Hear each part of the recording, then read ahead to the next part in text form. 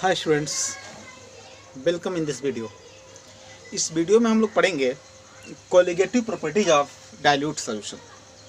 देखो, इसको हम कहते हैं colligative property of solution, but colligative properties only dilute solution में वैलिड होता है। कंसंट्रेट सॉल्यूशन के प्रॉपर्टीज, कोलिगेटिव प्रॉपर्टीज बहुत ज़्यादा वैलिड नहीं होते हैं।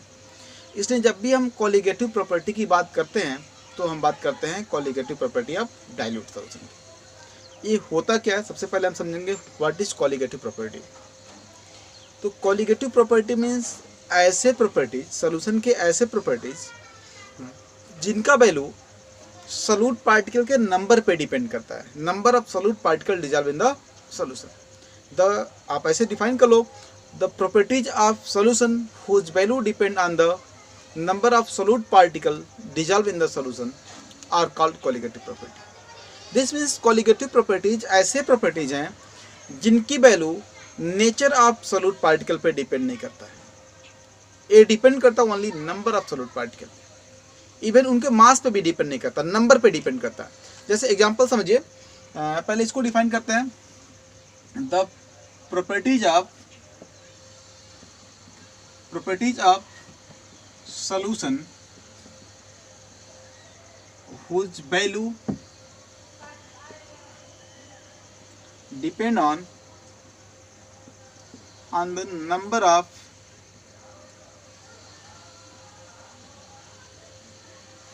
solute particles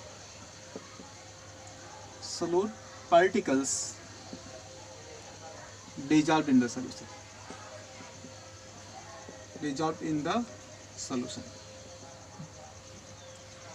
सॉल्यूशन के ऐसे प्रॉपर्टीज जिनकी वैल्यू सॉल्यूशन में डिजॉल्व सॉल्यूट पार्टिकल के नंबर पे डिपेंड करता है, उसे कहते हैं कोलिगेटिव प्रॉपर्टीज।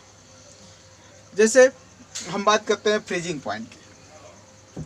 अगर हम प्योर वाटर लेते हैं, दिस इज एन एक्सपेरिमेंट। इस एक्सपेरिमेंट से हम समझेंगे कि कौन सी प्रॉपर्टी कोलिगेटिव प्रॉपर्टी होगी। जैसे हम एक बीकर में वाटर लेते हैं, अगर हम इस वाटर को फ्रीज करें तो फ्रीजिंग पॉइंट ऑफ वाटर होता है, फ्रीजिंग पॉइंट ऑफ वाटर होता है 0 डिग्री सेल्सियस। अब हम क्या कर रहे हैं, 2 बीकर में वाटर ले रहे हैं और एक बीकर में हम बीकर ए मान लेते हैं, इसको सेकेंड बीकर में वाटर लेते हैं, इसको बीकर बी मान लेते हैं। बीकर ए में यूरिया डिजॉल्व कर देते हैं और बीकर बी में सुक्रोज डिजॉल्व करते हैं। बीकर ए में हम डिजॉल्व कर रहे हैं 60 ग्राम यूरिया और बीकर बी में हम डिजॉल्व कर रहे हैं 342 ग्राम सुक्रोज। देखिए, दोनों सॉल्यूट का मास अलग है, डिफरेंट है, और दोनों सॉल्यूट का नेचर भी डिफरेंट है। अब हम इन दोनों को बीकर ए और बीकर बी में डिजॉल्व कर दिए। हाँ, लेकिन दोनों सॉल्यूट में एक चीज़ कॉमन है। क्या कॉमन है? दोनों के 1 मोल है। This is molar mass of urea, 60 gram means 1 mole. This is molar mass of glucose sucrose, this means 342 gram means 1 मोल। तो 1 मोल यूरिया यहाँ डिजॉल्व किया जा रहा है और 1 मोल सुक्रोज यहाँ डिजॉल्व किया जा रहा है। अब हम इस सॉल्यूशन को फ्रीज करते हैं, सॉल्यूशन ए और सॉल्यूशन बी दोनों को फ्रीज करते हैं, तो हम देखते हैं इन दोनों सॉल्यूशन का फ्रीजिंग पॉइंट हमको मिलता है 1 मोल डिजॉल्व किए, तो इसका फ्रीजिंग पॉइंट हमको मिलता है -1.86 डिग्री सेल्सियस। जब हम 1 मोल ग्लूकोज और 1 मोल यूरिया डिजॉल्व किए सेम अमाउंट ऑफ वाटर में, तो दोनों कंडीशन में फ्रीजिंग पॉइंट सेम मैग्नीट्यूड से डिक्रीज हुआ। फ्रीजिंग पॉइंट डिक्रीज हुआ और दोनों में डिक्रीज सेम दिख रहा है हमको। जो फ्रीजिंग पॉइंट की वैल्यू है वो सेम मैग्नीट्यूड से दोनों में डिक्रीज हुआ। तो दोनों में सेम मैग्नीट्यूड से क्यों डिक्रीज हुआ? क्योंकि दोनों में number of solute particle equal है, नंबर ऑफ मोल इक्वल है, दोनों में number of solute particle same है, इसलिए दोनों में फ्रीजिंग पॉइंट का जो मैग्नीट्यूड है डिक्रीज होने का वो सेम है। तो फ्रीजिंग पॉइंट को हम कहेंगे this is a colligative property. Freezing point is a colligative property. ये डिपेंड करता है नंबर ऑफ सॉल्यूट पार्टिकल पे। ये इस बात पे बिल्कुल डिपेंड नहीं कर रहा है कि दोनों सॉल्यूट का नेचर अलग है, दोनों सॉल्यूट का मास अलग है। इनके नेचर पे, इनके मास पे डिपेंड नहीं करता। ये डिपेंड किस पे करता है? काउंटिंग वैल्यू पे, इनकी काउंटिंग क्वांटिटी पे, मोल पे, पार्टिकल पे, नंबर ऑफ मोल पे, नंबर ऑफ पार्टिकल पे। जो काउंटिंग यूनिट्स हैं, number of particle, number of मोल, उनमें डिपेंड, उस पर डिपेंड करता है। अगर दो solute same amount of solvent में सेपरेटली डिजॉल्व किए जा रहे हैं लाइक दिस, तो उनमें उसके फ्रीजिंग पॉइंट में कितना डिप्रेशन होगा, ये डिपेंड करेगा नंबर ऑफ मोल पे और नंबर ऑफ पार्टिकल पे। Mass of solute and nature of solute पे डिपेंड नहीं करेगा। तो किसी भी सॉल्यूशन के ऐसे प्रॉपर्टीज जो सॉल्यूट के नेचर पे डिपेंड ना करके, उसके मास पे डिपेंड ना करके, डिपेंड करते हो उसके नंबर ऑफ पार्टिकल पे या नंबर ऑफ मोल पे, उस प्रॉपर्टी को कहते हैं हम colligative property. Colligative property means property of solution which depend on the number of solute particle dissolve in the solution. हम लोग को यहाँ पे 4 कोलिगेटिव प्रॉपर्टीज पढ़ना है। First is lowering of vapour pressure, lowering of vapour pressure. Second is elevation of boiling point, elevation of boiling point. Third is depression of freezing point, depression of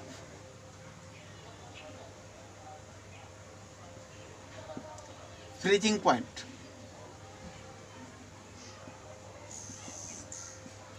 And fourth is osmotic pressure.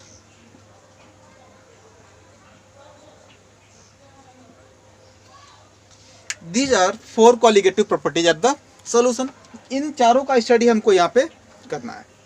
इन चारों properties का study हमारे लिए important इसलिए हो जाता है क्योंकि इन चारों प्रॉपर्टीज के बेसिस पे हम किसी भी सॉल्यूट के, नॉन वोलेटाइल सॉल्यूट का मॉलिक्यूलर मास निकाल सकते हैं। We can determine molecular mass of non-volatile solute on the basis of value of their colligative properties. इसलिए colligative properties का स्टडी और भी इम्पॉर्टेंट हो जाता है क्योंकि कोई भी नॉन वोलेटाइल सॉल्यूट है उसको हम पर्टिकुलर सॉल्वेंट में डिजॉल्व करके उसका मॉलिक्यूलर मास निकाल सकते हैं, डिटरमाइन कर सकते हैं on the basis of their value of colligative properties। इसलिए colligative प्रॉपर्टी का स्टडी और ज़्यादा इम्पॉर्टेंट हो जाता है हमारे। हाँ, लेकिन अगर हम इन सबकी वैल्यू यूज करके मॉलिक्यूलर मास निकालना चाहते हो, मॉलिक्यूलर मास डिटरमाइन करना चाहते हैं, तो इसके लिए कुछ कंडीशंस हैं। First thing, solution should be dilute. First thing, solution should be dilute. Second thing, solute should be non volatile. जो सॉल्यूट है जिसका मॉलिक्यूलर मास हम निकालना, डिटरमाइन करना चाहते हैं, वो सॉल्यूट होना चाहिए non volatile. And third point is there is association or dissociation of the solute in the solution should not take place। Solution में सॉल्यूट का एसोसिएशन या डिसोसिएशन नहीं होना चाहिए। मतलब जितना पार्टिकल हम डिजॉल्व कर रहे हैं उतना ही पार्टिकल सॉल्यूशन में भी एग्जिस्ट करना चाहिए। डिजॉल्व होने के बाद सॉल्यूट पार्टिकल डिसोसिएट या एसोसिएट नहीं होना चाहिए। तो सॉल्यूशन के इस तरह के प्रॉपर्टीज को हम कहते हैं कोलिगेटिव प्रॉपर्टी, और इनके बेसिस पे हम डिटरमाइन कर सकते हैं molecular mass of the non volatile solute. और नॉन वोलेटाइल सॉल्यूट के मॉलिक्यूलर मास को डिटरमाइन करने के लिए हमारे पास 3 लिमिटेशंस है इसके। फर्स्ट, वो सॉल्यूट नॉन वोलेटाइल होना चाहिए, सॉल्यूशन डाइल्यूट होना चाहिए, और उसका एसोसिएशन या डिसोसिएशन नहीं होना चाहिए। तो चलिए वन बाय वन हम देखते हैं कि इनके बेसिस पे हम मॉलिक्यूलर मास कैसे डिटरमाइन कर सकते हैं। तो first of all we will discuss about relative lowering of the vapour pressure. तो सबसे पहले हम समझेंगे लोअरिंग ऑफ वेपर प्रेशर क्या होता है। देखिए, अगर हम किसी बीकर में प्योर सॉल्वेंट लेते हैं तो प्योर सॉल्वेंट का वेपर प्रेशर ज़्यादा होगा, वेपर ज़्यादा बनेगा। क्यों बनेगा इसको समझिए। जैसे ये बीकर है, इसमें हमने कोई सॉल्वेंट ले लिया और ऊपर से क्लोज कर दिया। देन इनिशियली यहाँ से इवेपोरेशन स्टार्ट होगा, यहाँ पे वेपर अकोमुलेट होंगे, वेपर का नेचर जस्ट लाइक गैस होगा, कोलाइड करेंगे वॉल ऑफ कंटेनर से भी और सरफेस ऑफ लिक्विड से भी। ड्यूरिंग दिस कोलिजन इस वेपर का कंडेंसेशन स्टार्ट हो जाएगा। जब रेट ऑफ इवेपोरेशन और रेट ऑफ कंडेंसेशन दोनों इक्वल हो जाएगा तो इस सिचुएशन में ये वेपर जितना प्रेशर एक्सर्ट करेगा वही pressure vapour pressure of liquid होता है। Vapour pressure means pressure exerted by vapour of liquid on the surface of liquid at equilibrium state. कोई भी लिक्विड जब अपने वेपर के साथ इक्विलिब्रियम स्टेट में होता है तो उसका वेपर उसके सरफेस पे जितना प्रेशर एक्सर्ट करता है उसी प्रेशर को हम कहते हैं vapour pressure of the liquid. तो ये प्योर सॉल्वेंट का वेपर प्रेशर है। अब क्या कर रहे हैं हम, इसी सॉल्वेंट में कोई नॉन वोलेटाइल सॉल्यूट ऐड करते हैं। नॉन वोलेटाइल मीन्स ऐसा सॉल्यूट जो वेपर नहीं बनाता है। तो जब हम नॉन वोलेटाइल सॉल्यूट ऐड करेंगे तो ये डिजॉल्व होके एक होमोजेनस मिक्सचर बना लेगा।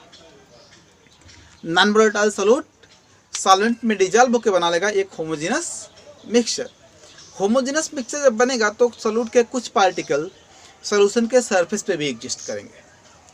तो जो पार्टिकल सॉल्यूशन के सरफेस पे एग्जिस्ट कर रहे हैं ये सॉल्यूशन के सरफेस के कुछ पॉइंट एरिया को ऑक्यूपाई कर रहे हैं और इस एरिया से वेपर का फॉर्मेशन नहीं हो पाएगा अब, क्योंकि ये एरिया अब ऑक्यूपाई कर लिया है नॉन वोलेटाइल सॉल्यूट। तो नॉन वोलेटाइल सॉल्यूट के ऑक्यूपाई करने की वजह से यहाँ से वेपर नहीं बन पाएगा और वेपर नहीं बनेगा तो रेट ऑफ इवेपोरेशन स्लो हो जाएगा। रेट ऑफ इवेपोरेशन स्लो होगा तो ये जो इक्विलिब्रियम एग्जिस्ट कर रहा था वो बैकवर्ड डायरेक्शन में शिफ्ट हो जाएगा, वेपर यहाँ पे डिक्रीज हो जाएगा, वेपर का अमाउंट कम हो जाएगा और वेपर का अमाउंट कम होने से वेपर प्रेशर घट जाएगा। कितना ज़्यादा डिक्रीज होगा वेपर प्रेशर ये डिपेंड करेगा कितने ज़्यादा particle non volatile particle surface पे हैं। जितना ज़्यादा नॉन वोलेटाइल पार्टिकल सरफेस पे एग्जिस्ट करेगा उतना ज़्यादा surface area effective surface area decrease होगी और effective surface area for evaporation जितना डिक्रीज होगा उतना ही डिक्रीज होगा वेपर प्रेशर। तो अगर हम प्योर सॉल्वेंट का वेपर प्रेशर कंसीडर करते हैं, vapour pressure of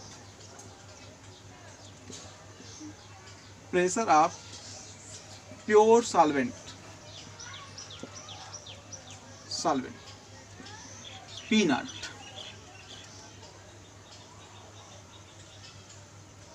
vapor pressure of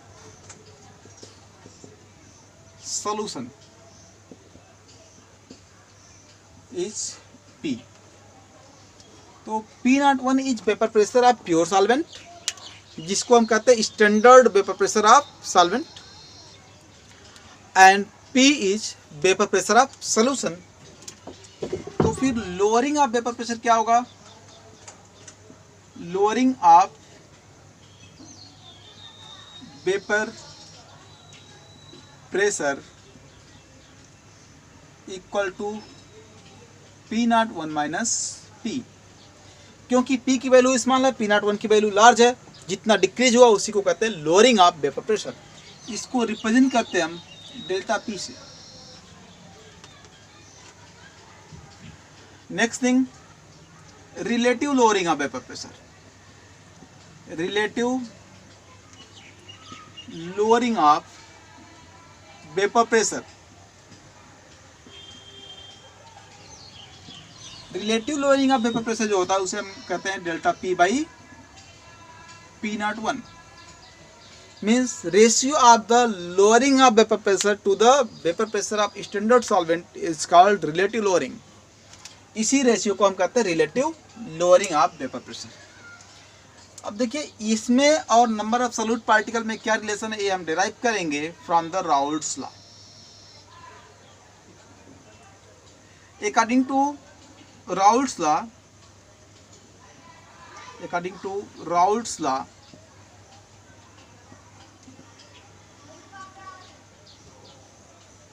pressure of the solution is directly proportional to the vapor pressure of volatile component of the solution is directly proportional to the mole fraction of volatile component in the solution। Component one, यहाँ पे देखिए एक component volatile है जो solvent है और जो दूसरा कंपोनेंट सॉल्यूट है वो नॉन वोलेटाइल है। तो वोलेटाइल कंपोनेंट का वेपर प्रेशर उसके मोल फ्रैक्शन के डायरेक्टली प्रोपोर्शनल होगा। तो ये हो जाएगा P1 equal to P01 x1. This is Raoult's law for volatile component. अब देखिए ए वैल्यू अगर हम देखें यहाँ पे P1 की ए वैल्यू यहाँ पे पुट कर दिया जाए, दिस इज P1, तो यहाँ पे क्या हो जाएगा देखिए, delta P equal to P01 minus P01 x1. Then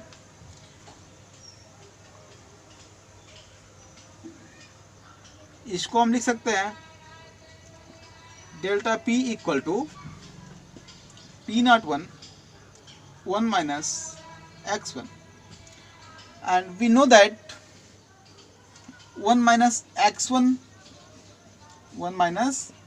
x1 equal to x2. 1 minus mole fraction of component 1 equal to mole fraction of component 2, क्योंकि ये बाइनरी सोल्यूशन है. तो अब देखिए ये हो जाएगा delta P by P01 equal to x2.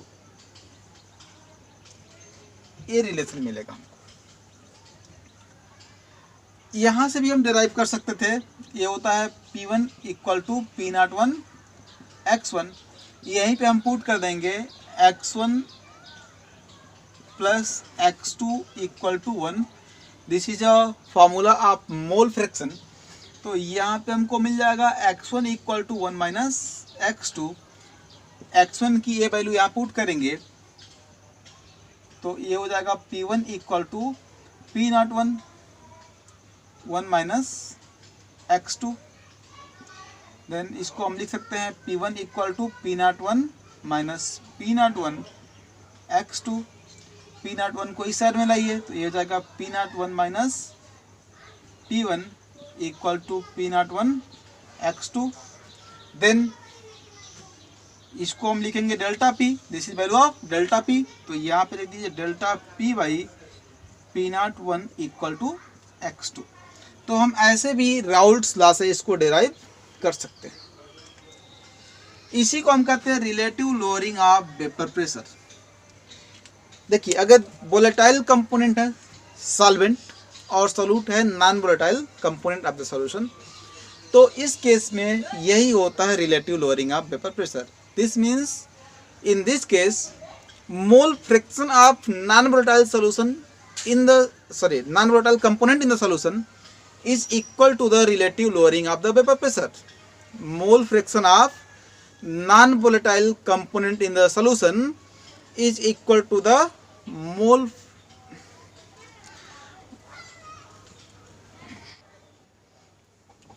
देखिए अगर सोल्यूट नॉन वोलेटाइल है और सॉल्वेंट वोलेटाइल है तो इस केस में क्या होता है, mole fraction of non volatile component is equal to relative lowering of vapour pressure. तो इसको हम सीधे कह सकते हैं mole fraction of the non volatile component is equal to relative lowering of the vapour pressure of volatile component. यही होता है रिलेटिव लोअरिंग. अब हमको समझना है कि how can we calculate molecular mass of non volatile component from the relative lowering of vapour pressure. तो हमको देखना है how to calculate molecular mass of the non-volatile solute from the value of relative lowering of vapor pressure. तो relative lowering of vapor pressure होता है delta P by P01 equal to x2. x2 is the mole fraction of the non-volatile solute. तो इसको हम लिख सकते हैं number of mole of non volatile component by total number of mole of all component. यही mole fraction का formula होता है. इसको हम लिख सकते हैं N1 plus N2 by N2 equal to P01 by delta P. देखिए एक क्रॉस मल्टीप्लाई किया हमने, इसको यहाँ ले गए, यहाँ पे ले गए, ये इक्वेशन मिल गया. अब देखिए यहाँ पे हम लिख सकते हैं N1 by N2 plus N2 by N2 equal to P01 by delta P. तो ये हो जाएगा N1 by N2 plus 1 equal to P01 by delta P। 1 को हम लिख सकते हैं N1 by N2 equal to P01 by delta P minus 1, और डेल्टा P की वैल्यू होती है P01 माइनस P1। देन ये हो जाएगा N1 by N2 equal to P01 by P01 minus P1 minus P01 minus P1। इसको simplify करेंगे हम तो हमको मिल जाएगा N1 by N2 equal to P01 minus P01 plus P1 by P01 minus P1। तो ये कैंसिल हो जाएगा और ये हो जाएगा N1 by N2 equal to P1 by P01 minus P1। This means इसको हम लिख सकते हैं equal to P1 by delta P। Then again cross multiply करके इसको हम लिख सकते हैं delta P by P1 equal to N2 by N1। N2 is the number of mole of non volatile component.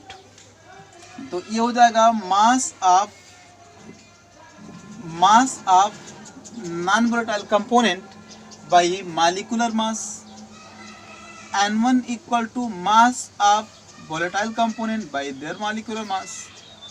ये वैल्यू हम यहाँ पे पुट कर देंगे तो ये हो जाएगा delta P by P1 equal to W2 by M2 into M1 by W1।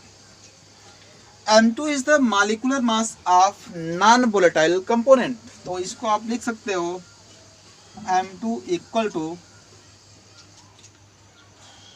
W2 into M1 by W1 into P1 by delta P। By using this formula, we can calculate molar mass of non-volatile component of the dilute solution। अब यहाँ पे देखिए ये हम directly यहाँ से भी कर सकते थे, यहीं से अगर हम इसको नेग्लेक्ट कर दें तो इस केस में क्या होता है समझ लीजिए इसको भी। If solution is very very dilute, if solution is very dilute, क्यों वेरी डाइल्यूट क्यों? क्योंकि हमको number of mole of solute को निगलेक्ट करना है। तो निगलेक्ट तभी कर सकते हैं जब N2 की वैल्यू बहुत स्मॉल हो। तो इस कंडीशन में क्या होता है वेरी डाइल्यूट, तो N2 टेंड्स टू 0 या आपको N2 is negligible in comparison to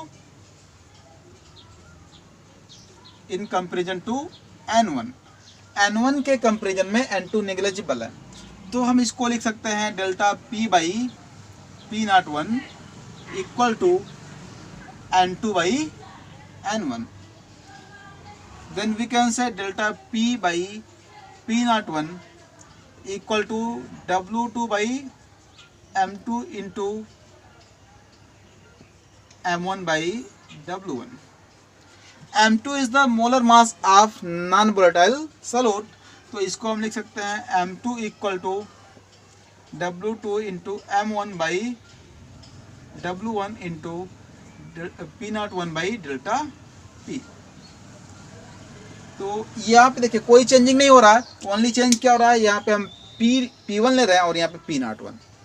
तो ये P01 बाई डेल्टा P तब लिख सकते हैं हम जब सॉल्यूशन बहुत डाइल्यूट हो, जब number of mole of solute को निगलेक्ट करना पॉसिबल हो। अगर सॉल्यूशन बहुत ज़्यादा डाइल्यूट नहीं है तो इस केस में हम यूज करते हैं ये फार्मूला। तो इन दोनों फार्मूले को यूज करके हम कैलकुलेट कर सकते हैं molar mass of non volatile component of dilute solution but condition क्या है, सॉल्यूट नॉन वोलेटाइल होना चाहिए, सॉल्यूशन डाइल्यूट होना चाहिए और सॉल्यूट पार्टिकल का एसोसिएशन या डिसोसिएशन नहीं होना चाहिए।